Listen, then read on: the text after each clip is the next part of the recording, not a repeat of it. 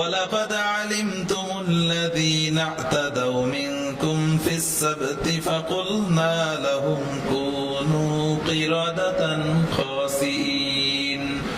আল্লাহ রাব্বুল আলামিন এই জায়গায় হযরত দাউদ আলাইহিস সালামের সময়ের একটা ঘটনা উল্লেখ করেছেন। হযরত দাউদ আলাইহিস সালাম এই পৃথিবীতে আল্লাহ রাব্বুল আলামিন যত মানুষ পাঠিয়েছেন তার ভিতরে দ্বিতীয় নাম্বার সুর ছিল দাউদ আলাইহিস সালামের। আল্লাহ রাব্বুল আলামিন এই পৃথিবীতে যত মানুষ পাঠিয়েছেন তার ভিতরে এক নাম্বার সুর ছিল আমাদের নবী মুহাম্মদ সাল্লাল্লাহু আলাইহি ওয়াসাল্লামের।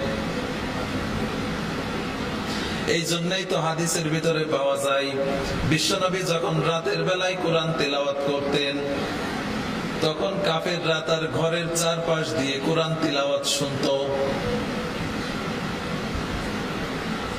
আর দ্বিতীয় নম্বরে আল্লাহ রাব্বুল আলামিন এই দাউদ আলাইহিস সালামকে সুর দিয়েছিলেন। জান্নাতের ভিতরে আল্লাহ রাব্বুল আলামিন জান্নাতীদেরকে নিয়ে একটা কনফারেন্সের আয়োজন করবেন। এই কনফারেন্সের ভিতরে এই অনুষ্ঠানের প্রথমে আল্লাহ রাব্বুল আলামিন উদ্বোধনী তেলাওয়াত দিবেন হযরত দাউদ আলাইহিস সালামকে। হযরত দাউদ আলাইহিস সালাম তিনি সূরা তাহা তিলাওয়াত করে অনুষ্ঠান উদ্বোধন করবেন।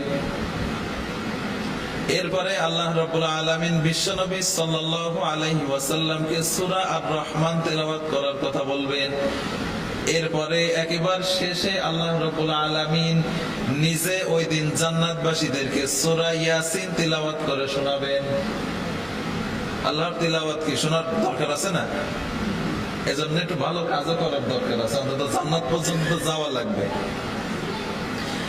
হযরত দাউদ আলাইহিস সালাম তিনি নদীর পাড়ে তার ইবাদতখানায় বসে তিনি ইবাদত করতেন। ওই জায়গায় তিনি তার জাবুর শরীফ পড়তেন।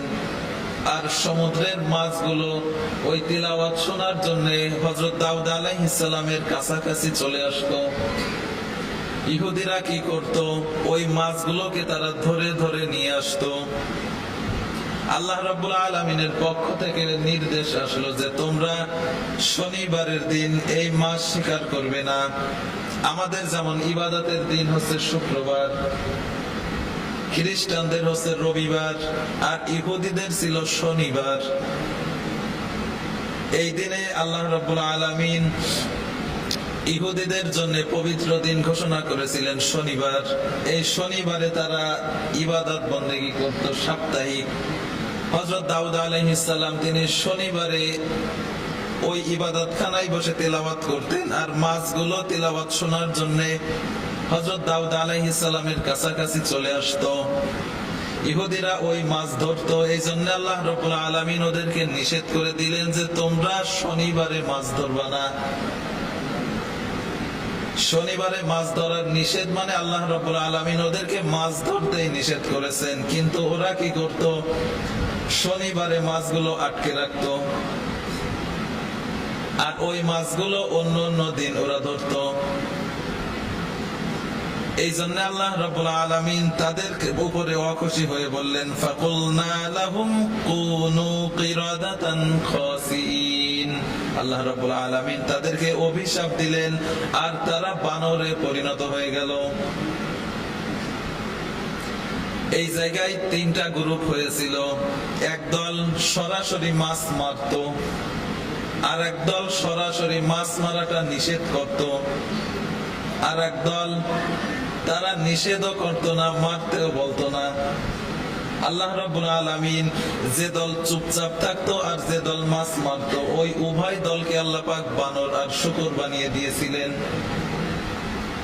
তাহলে এই আয়াত থেকে শিক্ষা নেওয়ার যে বিষয়টা আছে সেটা হচ্ছে আপনি নিজে অন্যায় করেন না, কিন্তু আপনার সামনে যদি অন্যায় হয় আপনি যদি ওই অন্যায়ের প্রতিবাদ না করেন তাহলে আপনিও ওই অন্যায়কারীর মতন সমান অপরাধী,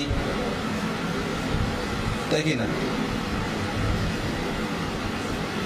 আপনি অন্যায় করেন না, কথা ঠিক আছে, কিন্তু আপনি অন্যায়টা যদি সমর্থন করেন তাহলে ওই অন্যায়কারী আর আপনি এই দুইজনের ভিতরে কোনো পার্থক্য নেই।